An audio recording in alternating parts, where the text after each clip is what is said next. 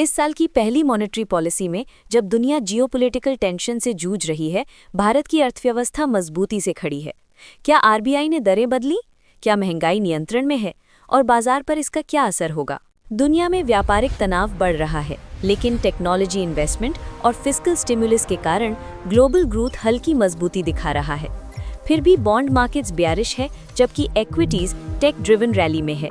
MPC ने सर्वसम्मति से पॉलिसी रेपो रेट 5.25% पर कायम रखा। बैंक रेट और एमएसएफ 5.5% पर बने रहे और स्टैंड्स न्यूट्रल। आरबीआई का कहना है महंगाई नियंत्रण में है, लेकिन ग्लोबल रिस्क्स अभी भी ऊंचे हैं।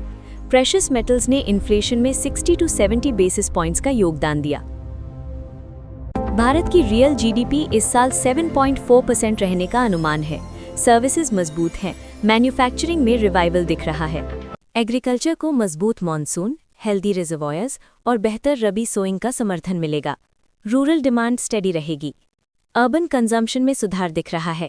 हाई कैपेसिटी यूटिलाइजेशन और स्ट्रॉन्ग बैंक क्रेडिट इन्वेस्टमेंट को बढ़ावा देंगे।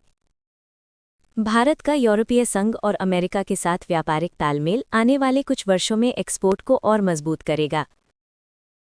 इस साल की पहली मॉनेटरी पॉलिसी में जब दुनिया जियोपॉलिटिकल टेंशन से जूझ रही है, भारत की अर्थव्यवस्था मजबूती से खड़ी है।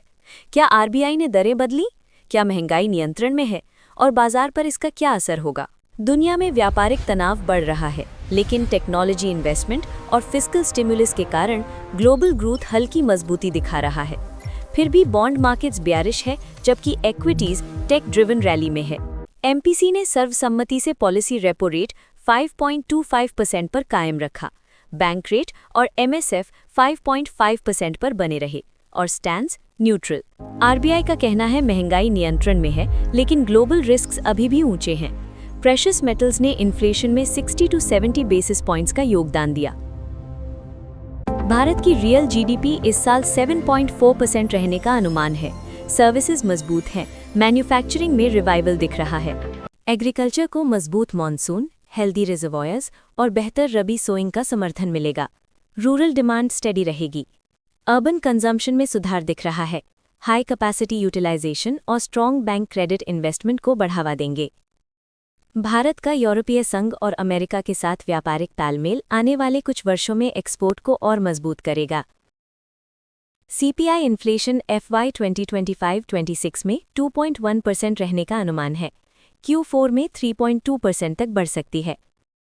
Q3 में एक्सपोर्ट्स 1.9% बढ़े, लेकिन इंपोर्ट्स 7.9% बढ़े, जिससे ट्रेड डेफिसिट बढ़ा। फिर भी स्ट्रॉन्ग सर्विसेज एक्सपोर्ट से करंट अकाउंट स्टेबल रहेगा। एफडीआई इनफ्लोज मजबूत रहे। फॉरेन एक्सचेंज रिजर्व्स $723.8 बिलियन पर हैं, जो 11 मंथ्स का इंपोर्ट कवर देते हैं।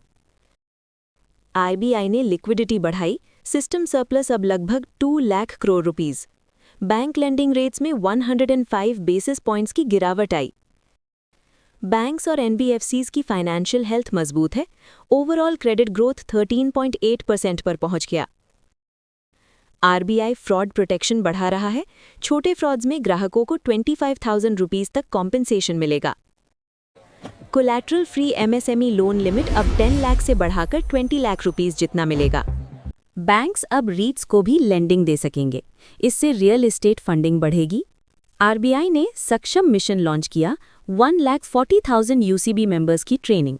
1,000 करोड़ रुपए से कम की संपत्ति वाली कुछ चुनिंदा एनबीएफसीज को आरबीआई रजिस्ट्रेशन से छूट दी गई है, ताकि छोटे वित्तीय संस्थानों पर कंप्लायंस का बोझ कम किया जा सके और वे सुचारू रूप से कार्य कर सकें। कॉर्पोरेट बॉन्ड डेरिवेटिव्स और टोटल रिटर्न स्वैप्स जल्द शुरू होंगे, जिससे भारतीय डेट मार्केट में तरलता बढ़ेगी और निवेशकों को रिस्क मैनेजमेंट के लिए बेहतर विकल्प मिल सकेंगे।